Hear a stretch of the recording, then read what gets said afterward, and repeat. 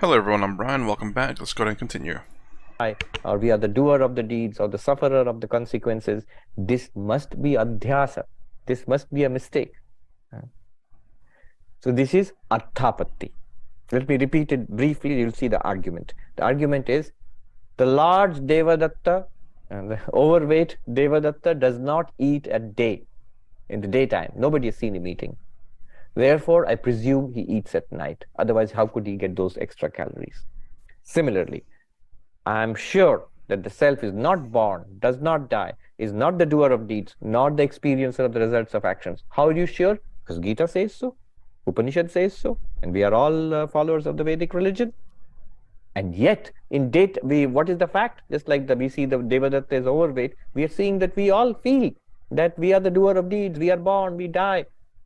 In that case, what we seem to be experiencing must be a mistake, must be adhyasa, must be a superimposition, must be due to identification with body and mind.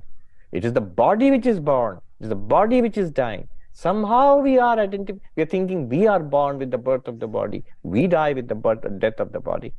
Krishna says very clearly, one example, there are many such examples in Upanishads and all, which say that you are immortal.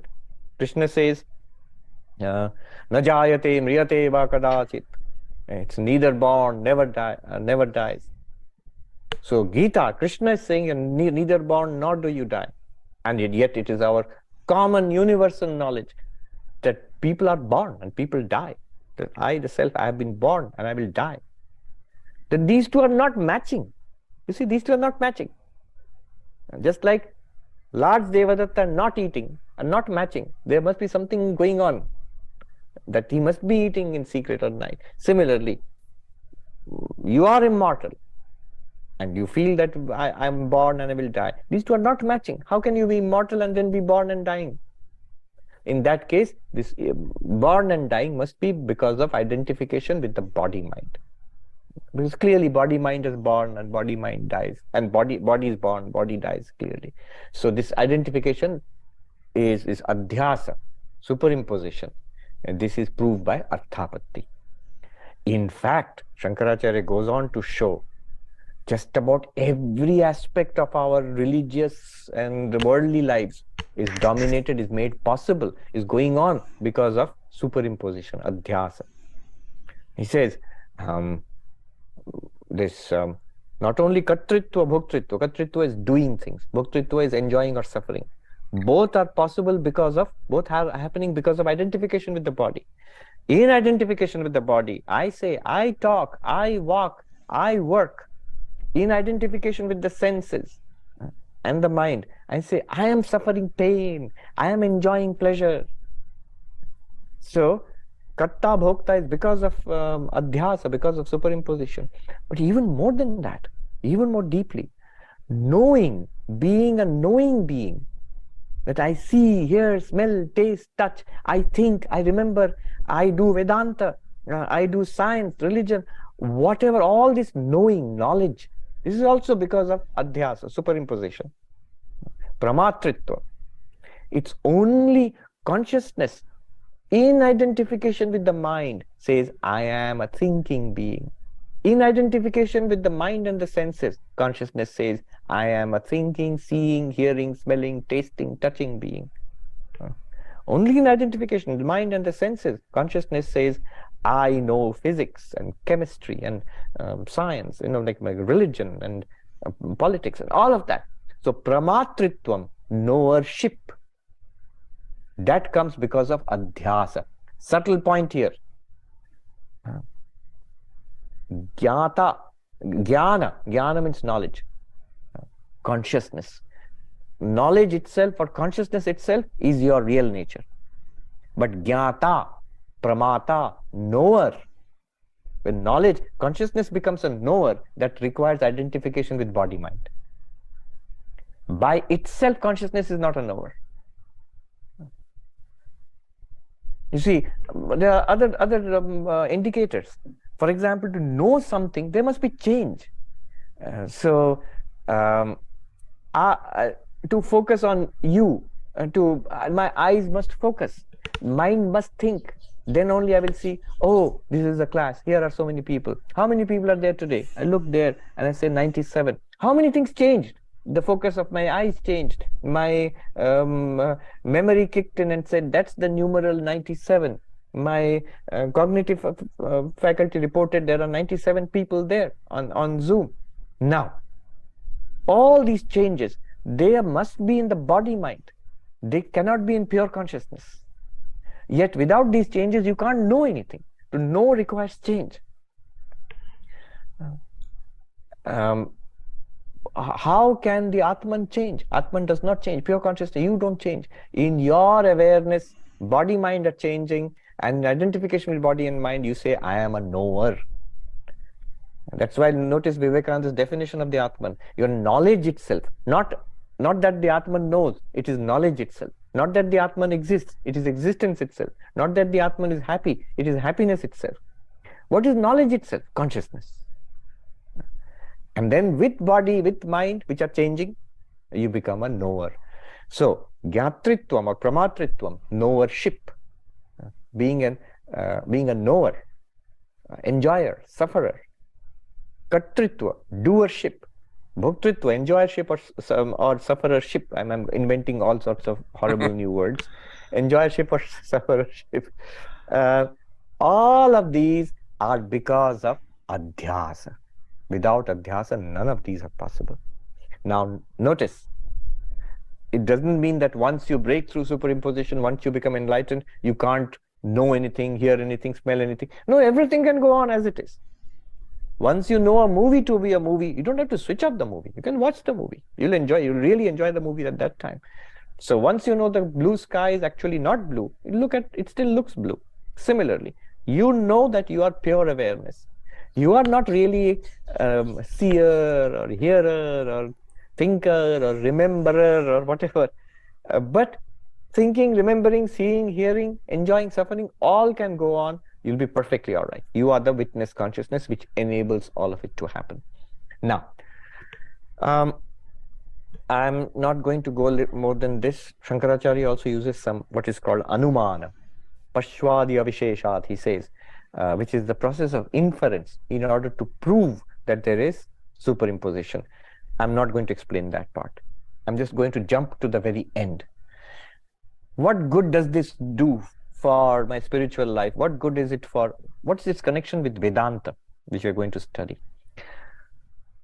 Shankaracharya says, at the root of all our problem is superimposition, Adhyasa.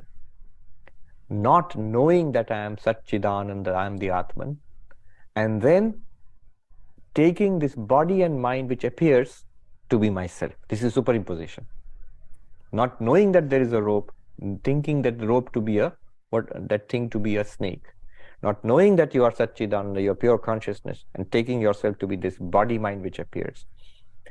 Moment this body mind appears, then there is pravritti nivritti, that is trying to do something and avoid something else. Because when I take myself to be the body mind, all the problems of body mind become my problems. There is hunger and thirst, and the mind has many, many desires from many past lives. There is anxiety and fear. There's so many worldly projects, even other worldly projects of going to heaven after death. All of this is because of Adhyasa. And they become my problems. And then I start doing things to take care of those problems, karma. And those karmas are born of desire, born of temptation, of terror, fear, anxiety, or desire. And those karmas give rise to results, karma phala, good and bad results. And those results I have to enjoy or suffer in this life. If I cannot exhaust it in this life, it will produce more bodies and more limited existences. Jayate mriyate, is born and it dies, and then is born again, and then dies again, and then is born again.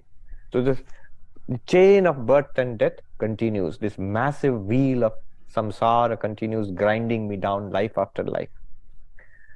How do you solve this problem? Go to the root of it. It's all because of Adhyasa, of superimposition. And how do you remove superimposition? How do you remove the problem of the snake? You can't drive it away with a stick. You can't call a snake charmer. You have to see that it's actually a rope and not a snake. You have to remove the rope ignorance, and then the snake superimposition will disappear. You have to remove the rope ajnana, then the snake adhyasa will disappear. Similarly, all of this is due to superimposition or adhyasa. Superimposition is due to ignorance, and ignorance can be removed only by knowledge, and knowledge comes only by inquiry. Knowledge comes only by inquiry, vichara. Therefore, the first sutra of the Brahma Sutra is Athato Brahma Jigyasa. Hence, therefore, an inquiry into Brahman, your own real nature. What will that do? It will produce a knowledge of your real nature. What will that do? When you know yourself as your real nature, then you will not take yourself to be the body mind which is appearing. You know that you are pure consciousness. Body mind will still continue to appear. No problem. That's your glory. Then you can live life as a Jivan Mukta. Shankaracharya mentions in this Adhyasa Bhashya one important thing about Adhyasa. I'll say this and finish. One important thing about Adhyasa. What is superimposed can never affect the ground of superimposition. The Adhyasa can never affect the Adhishthana. That is, the snake, no matter how poisonous, can't make the rope poisonous. The water, all the water in a mirage is not sufficient to wet one grain of sand of the desert. The sand and mirage example. That's Shankaracharya's own example. That all the water in a big oasis which appears in a mirage is not enough to wet one grain of sand, because it's not there, it's an appearance. Similarly, all the body, mind, suffering, samsara has not done any damage to you, cannot harm you, and will not ever harm you. You were, are, and will always be perfectly fine. Once you realize that it's an adhyasa, it's an appearance, you can continue to be the Satchidananda Brahman, you can continue to have body, mind, you can continue using the body, mind to see, hear, smell, taste, you can enjoy, suffer, all of that can continue. You will be perfectly all right, because that which appears in a superimposition, that can never affect the reality. Appearance never affects reality. It does not improve the reality, it does not damage the reality also, does not cause any harm to the reality. You are the reality. This world of appearance, including this body and mind, does not increase you by in the least bit, does not impinge upon your glory, does not reduce you, does not harm you in the least bit. With this realization, when you live life in this world, now you are free of the Adhyasa now. You realize I am Satchidananda. And yet the world will keep on appearing. No longer are you subject to that superimposition. Although you can live in this world just like everybody else. One slight subtle point here. After enlightenment, what will continue and what will not continue? This question arises if you think about it. See, question might arise that if I see the rope as a rope, generally the snake disappears. I don't see the snake anymore. So after seeing that I am Brahman, will the universe disappear? The answer is yes and no. Yes, in the sense that you realize there is no universe, only Brahman exists. But no, in the sense that you will still see the same things, remember the same things, eat and taste the same things. The world will continue to appear as it is. After knowing the movie to be a movie, the movie will not stop, need not stop. You can enjoy the movie. Wait. So would it be a fair translation to say that even whenever you realize the snake is a rope, you'll still see the snake, but realize that it's a rope? Is that a fair translation into the snake rope analogy that he gives? It's the fact even when you realize that it's a rope, you still see the snake. And it was earlier he was saying along the lines about you realize realize what's real and what's fake, and it's kind of really weird to say, like, when you tell someone, oh yeah, once you become enlightened, you realize what reality is, and everything else Maya, an illusion. And I don't know why. For me, it's like, but continue to play in this illusion. It's like, why would you want that? I don't know. It's really strange. That's the reason why I guess it's very difficult for me to accept to say that this world is fake. I fear people will take that well, I won't say literal, but just don't want to put that in our minds, I suppose. It's just to say that when you realize who you are, at the very well, when you realize, at the very least, in terms of my perspective, when you realize that the emotions, anger, just general things is not you, it doesn't affect you. Again, the way how I perceive the world, how my interpretation of this is, because what I mean by my interpretation is how I hear this and I relate it to my experiences, because my experiences I know to be, generally speaking, true. Um, I experienced it. Now, how I interpret those experiences, sure, can be, I won't say false, but maybe a one-time thing. I don't know how to give an example for that, because obviously, generally speaking, you want to experience things multiple times to make sure that it is real, or that you would have the same reaction or whatnot. But there are some things that you know that when you experience, you only need one experience to know that it's not good or that it's good. So, generally speaking, the experience that I have, I know that I've experienced, and things that I never experienced, I don't know if that's true or not. People can say anything they want, but I don't know if that's true or not. Again, this is very much in favor of Abrahamic religions, where you don't need to experience it. You just need to have faith. That's the thing that I refuse to accept with anything, no matter what people say. And for the most part on this channel, a lot of in the comments, they're very accepting, and they try to correct me, and they try to, or should not correct me, let's say they give out their experience, or try to give a better interpretation of how I'm understanding it, which I do appreciate very much, actually. And it helps me understand things a little bit better. But then there are some comments out there that says, you need to believe, you need to follow. It's like, well, believe, probably not. Follow, I'll listen. Follow, maybe a bit of a different story, but listen, absolutely. Listening all day long. Because, I don't know everything, and I am all about listening and learning. But at the same time, it must fall within some level of my experience. Obviously, I've not experienced everything in my life, so there's going to be considerations that I have to make, like, is it probable? Does it make sense, even if I've not experienced it, to accept something? So, man, I was going on a long tangent on that one. But again, not to say that this world is Maya, an illusion. It's a bit harsh in terms of translating that into people that I guess, in terms of the Western world at the very least, or people who don't follow Eastern philosophy. And my interpretation of that is, well, I don't like to think of it as that, I'd say Maya illusion, but more along the lines of what Sri Ramakrishna and Swami Vivekananda has said is the world is real. Now,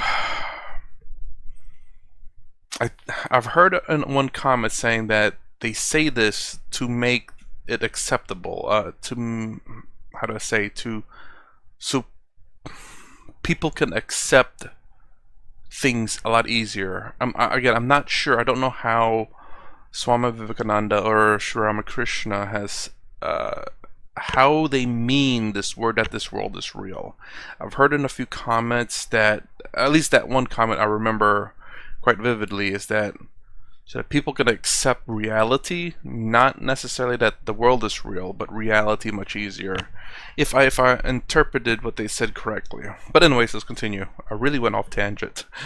After knowing the sky to be colorless, you look up, it still looks blue, but you know it's colorless. Now, so there are two kinds of adhyasa here. There are a lot of discussion here, but there are two kinds of adhyasa, where after enlightenment, the appearance disappears. Like after waking up from a dream, the dream thing has disappeared. After seeing the rope, the snake has disappeared. Or the other kind of adhyasa, even after you know the truth, the appearance continues, but you're not fooled. A mirage. Vivekananda says, I looked back in the deserts of Rajputana and I knew it was a mirage, but it looked back, it still looked like water. You look up, the sky still looks blue. All right. Here is the wonderful thing. After becoming enlightened, what will happen? What will disappear and what will not disappear? What will disappear? The identification of self with the not self will forever disappear. You will never ever mistake the body mind for yourself. You will always effortlessly be very clear that you are this immortal, limitless one existence consciousness bliss. This will be very clear to you and effortlessly clear. It will never reappear, this I am the body mind. So this will not reappear again. Like the snake, when you know the rope, it will disappear. Like the dream, when you wake up, it will disappear. Actually disappear. You will have no problem at all. Second, what will continue? Like the blue sky, like the water in the mirage, the appearance of my water in the mirage, what will continue? What will continue is the appearance of the world, appearance of the body, appearance of the mind and the personality. You will never think I am that anymore. That identification will never come again. But the appearance of the body-mind universe will continue. Now, actually, right there, it brought back a memory. Perhaps maybe the snake and rope interpretation is for one example, for one explanation of Maya. And then the mirage is a different one. So perhaps the rope and the snake is to show that, you know, you're not seeing reality. And that's what that snake and ropes analogy is meant for. Not necessarily the fact that once you become enlightened, all of a sudden you still see the snake on the rope or as the rope. It's just a one form of example. Perhaps that's the case for that one. But still, I would ask him, you know, just to see would he say that, or would he come up with another answer? Again, out of curiosity. Let that continue. You have no problem. Then it will remain as an appearance of the self, as a glory of yourself. You appear in all these amazing ways in this universe. So after that, life, I mean, as long as this appearance continues till the death of that particular body of the Jivan Mukta, it will be the life of an enlightened life, Jivan Mukti. Life of joy, fearlessness, love, selflessness, oneness with everybody, complete peace and freedom of anxiety from anxiety. And life will be a blessing to yourself and to everybody else. So this is where Shankaracharya, he ends the Adhyasa Bhashya. The very last line is, he says, Asya anartha heto prahanaya. In order to remove this great anartha, great disaster of samsara, which is caused by Adhyasa, Atma ekatva vidya pratipattaye sarve vedanta arabhante. In order to show you that this one consciousness, you are this one consciousness, all Vedantic teachings have started with that. And so Brahma Sutra is also going to start with an inquiry into the self. When the inquiry into the self will give rise to knowledge of yourself as one pure consciousness. That knowledge will remove Adhyasa, superimposition. Once superimposition goes, you will never think of yourself as body-mind, though they continue to appear. You will never think of yourself as body-mind. Then you will never feel that the limitations of body-mind are your problems. And you will never act through the body-mind for your own personal sake anymore. And there will be no further consequences, karmic consequences. Not only that, all past karmic consequences also will disappear. You will see they are all appearances. They're not real in themselves. So this is I did not do justice to it. We will dive a little deeper next time. I've just given you a gist, a sort of overview of what Shankaracharya said. We'll dive into some of the more subtle arguments a little bit next time. And I have some very nice stories about the Adhyasa Bhashya for you next time. All right. Let's look at some of the comments. Anuradha Raichuri says, any difference between error and mistake? Here we are not making a differentiation between error and mistake. We're generally using the term error, mistake, optical illusion in that sense.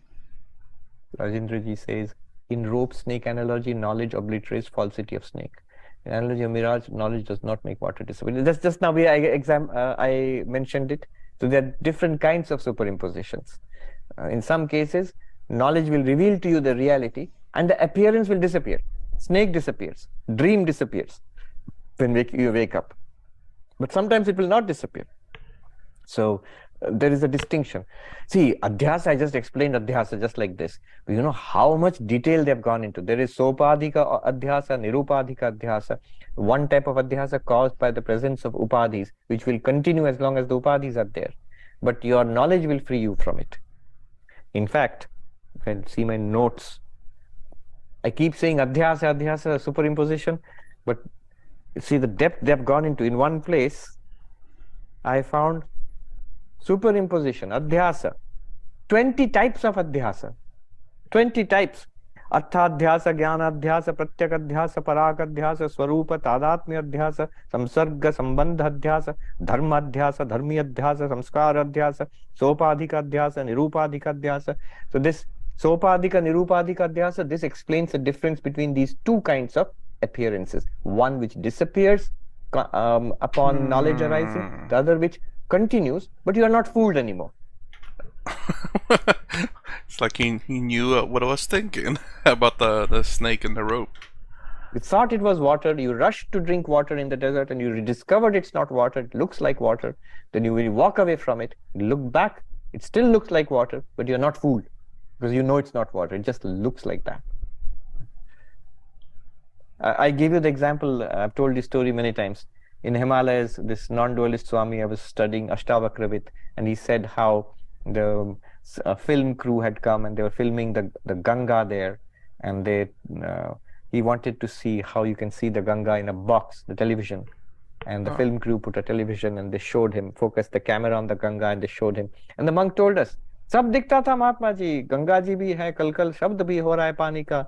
The Ganga is flowing and the gurgling sound of the water I could see. And I asked that gentleman, can you give me a cup of Ganga water, holy Ganga water from your magic box? And the gentleman laughed. Oh, Swami, what are you saying? It's not there. It just looks like that. Hai nahi, dikhta hai. Then he told us, I still remember, sweeping his hand like this, glorious vista of towering mountains and glaciers and blazing blue sky above and hundreds of feet below the Ganga, the Deodar forests all around. He said, तो महात्मा जी ये सब है नहीं, दिखता है, ये दिखता है कुछ नहीं. All of this is appearing.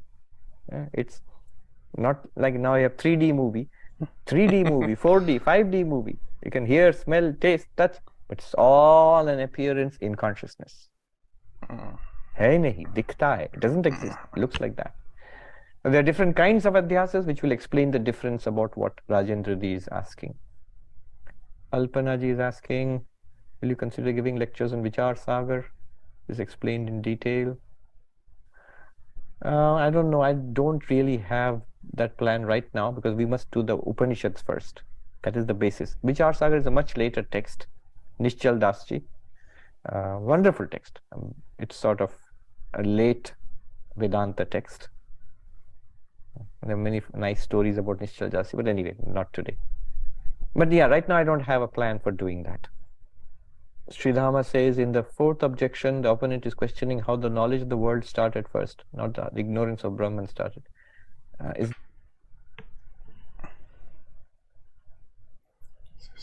Questioning how the knowledge of the world started first, not the ignorance of Brahman started. How the knowledge of the world started at first, not the ignorance of Brahman started.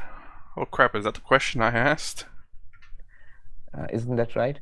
Yes. How did the knowledge of the world start first? Where was the first error? The first adhyasa, first superimposition, how did it start? Well, it's just like Vachaspati Mishra, one of the great sub-commentators. He writes here, Bijankuravat, like the seed and the plant. Which came first? You can't say. From seed to plant, plant to seed, seed to plant again. So it's a beginningless series. And that series is rooted in ignorance. And therefore the question arises then next, how did ignorance start then? So superimposition is rooted in ignorance. Superimposition, because ignorance is beginningless, superimposition is also beginningless. That's Vachaspati Mishra's answer. And what Professor J.N. Mahanti contributes to it is clarifying. It shows that it's very logical to say ignorance is beginningless, and therefore the mistakes born of ignorance can also be beginningless. Ajnana is beginningless, so Adhyasa also is beginningless. Neela ji says, When we see the blue sky, it is an experience of all the people, not an individual who alone is superimposing the sky. Right. So this is not a question of alone. Blue sky, how does it actually happen? It's not that there is a blue in the sky there. There is some scattering of light by the laws of physics. And then what kicks into operation after that is our own optical equipment. So it's not imposed by you individually, but it is because of Ishvara's creation, the world and the sunlight and the skies like that, and then our particular equipment of the body mind, which makes us see it as blue. So everybody will see it as blue. An animal with a different kind of eye may not see it as blue, right? Shravani says, so why should we try to keep the body alive, and why should we treat the body? The thing is, don't make a mistake in vyavahara, in transactions. And there it is. Why keep the body alive if we're all already enlightened, we just don't realize it. But I guess the one thing you can say to them is the fact that, well, you have to spend all your karma first. you have to do good in the world. And if they ask, well, how much karma do I have? It's like, well, you don't know. You just find out if you get reborn. If you get reborn, then clearly you still have more. If you don't, well then, I guess you're done. But again, you know, that's kind of the question, or the issues that I have with saying that the world's false a bit. I think if the question is answered in a particular way, let's rewind that one. Keep it. Nope. So why should we try to keep the body alive, and why should we treat the body? The thing is, don't make a mistake in vyavahara, in transactions. In vyavahara, in transactions, in day-to-day life, it should continue. What should be removed is our ignorance of the underlying reality, that you are Satchidananda. After you realize you are Satchidananda, you can still continue to care for this body appearance, or you may not care for this body appearance. Because if it disappears also, no harm, no loss to you. Or you can care. If you care, then the body appearance will continue and make you capable of interacting with everybody else, all the other body appearances. If you don't, that particular body appearance will die, but you know you are Atman, you're fine. So, but until that time, until ignorance is removed, until superimposition is removed, we must care for this body mind, because this is our only instrument of, spiritual life, of investigating this problem and doing sadhana and becoming enlightened. Shravani says, real quick, what about I don't remember if he said the different levels or not, or if that's a different teaching, but like heaven and gods. I know in certain following that's just another level, but that's not enlightenment yet. If you do enough good, you'll become a god. If you do enough bad, you'll go to hell or be revived as a lower being or something like that.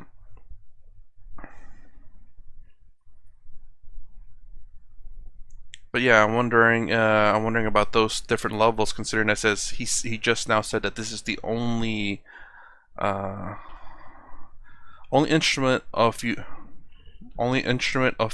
spiritual life of investigating this problem. Doing sadhana and becoming enlightened. Shravani says, in the Arthapatti argument, doesn't reference to Gita, Upanishad, etc. make it dependent on authority of Shruti and Shabda? Yes, it does. That's why I mentioned it in the last class, that remember the context. Here, Shankaracharya is primarily arguing against and with other Vedic schools who have already accepted the authority of the Upanishads and therefore the authority of the Gita. So for them, it's not a problem that, oh, you are quoting authority. It's a source of knowledge, a pramana, Shabda pramana for those Vedic schools. So they will have no problem. But what you are saying is, what about those who don't believe in this? What about people who don't believe in the Gita or the Upanishads? Well, they will come in the second chapter of the Brahma Sutras, which is, there is a section called Tarkapada, the section on reasoning and debate, where he engages with Buddhists and other schools who do not accept the authority of the Vedas. So there he will not quote.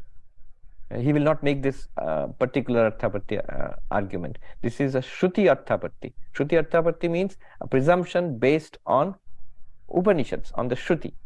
That will not work against the Buddhist, for example. If you say, Krishna said, or the Katha Upanishad said, you are neither born nor you die, nor do you die, and we feel we are born and we die, and therefore this must be Adhyasa, superimposition. The Buddhist will reply, the Katha Upanishad could be wrong.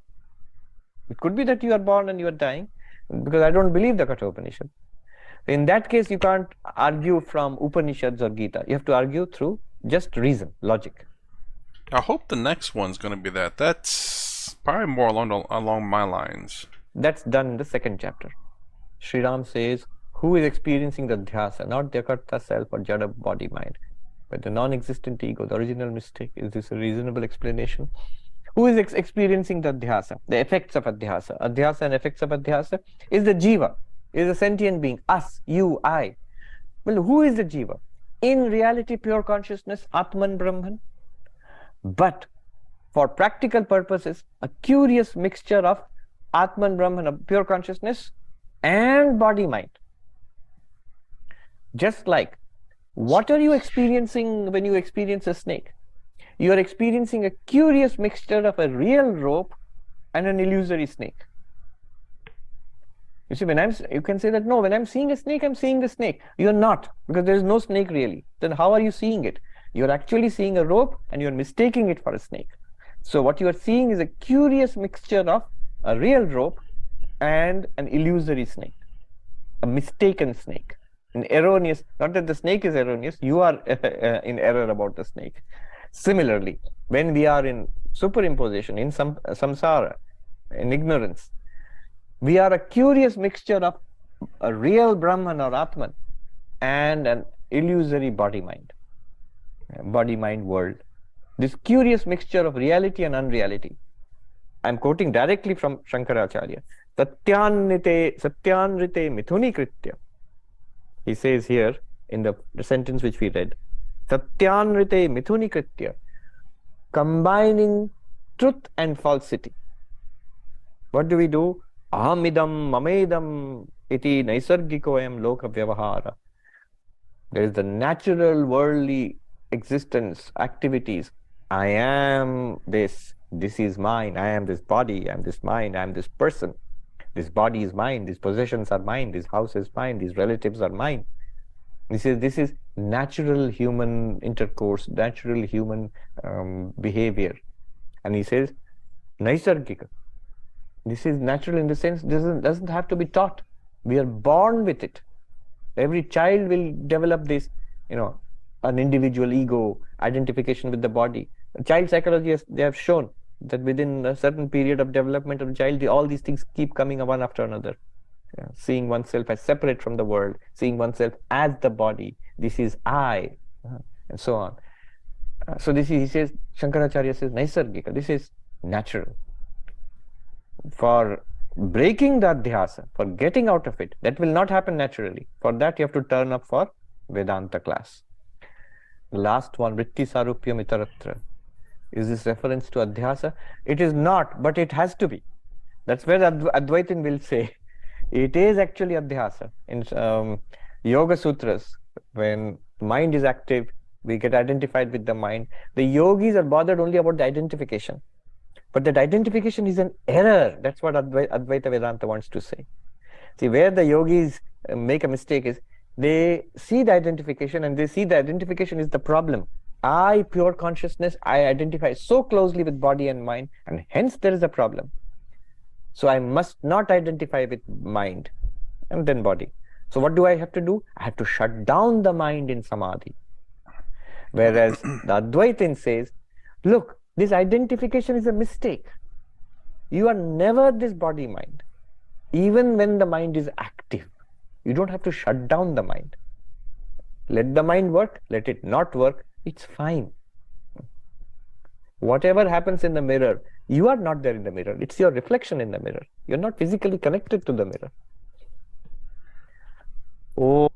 Oh, sorry. I didn't mean to it's your reflection in a mirror. To me, that came out in two ways. Like your true self reflection, and then your body-mind reflection. I get he meant like your body's reflection, as opposed to your reflection, as in the reflection of your true self. It's a reflection of your body. At least that's what I think it is.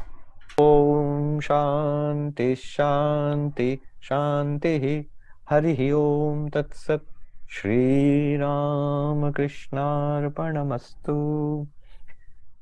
I would encourage you to read the handout, those notes of Mani Dravid Shastri ji, and explore the Adhyasa concept on your own. Next class will be much lighter. It will be more entertaining, lots of stories and fun, because we're going to wrap it up. Okay. Well, I guess maybe the logic part's not going to be next then. So anyway, it's interesting. Amazing, a lot of the questions that I had, the audience, the people I was meeting up with him also seemed to have as well. I guess maybe due to the fact that this is arguing from people who accept the Upanishads and I forgot what the other book's called. I have a terrible memory. But anyways, this argument is coming from that they have accepted, I believe, 2 different books, or either that or just the Upanishads, and then the fact that, you know, rebirth, Upanishads and the Vedas, I guess, if I'm remembering that correctly. But anyways, so this is a little bit excuse me. This is a little bit more difficult for me. I do want to find the ones where he makes that argument, or I wish I had that pamphlet that he had, because it seems like it had some of the information there. I'm not sure. Plus, from what he's saying, this person has written quite a large argument against or for the Advaita Vedanta and non-duality. I mean, just makes you think back in back in the day when there's just lots of arguments, or not arguments. That's not the right word, but how do you say, debates about reality, the true self. And it's really amazing to, I don't know, hear the Buddhist perspective of the true self being nothing. There is no true self. Very odd, I will say. I don't know. Again, something that I still do need to follow up on them to hear what their perspective is. And so odd that it came out of Hinduism as well. But anyways, that's my reaction to Adhyasa, Bhashya, Adhyasa. I know I got that fairly decent. Bhashya, Hastya. Oh boy, I know that last one's terrible. Anyways, if you like my content, please consider subscribing, thumbs up, thumbs down below. Thanks for watching. I'll see you in the next vid.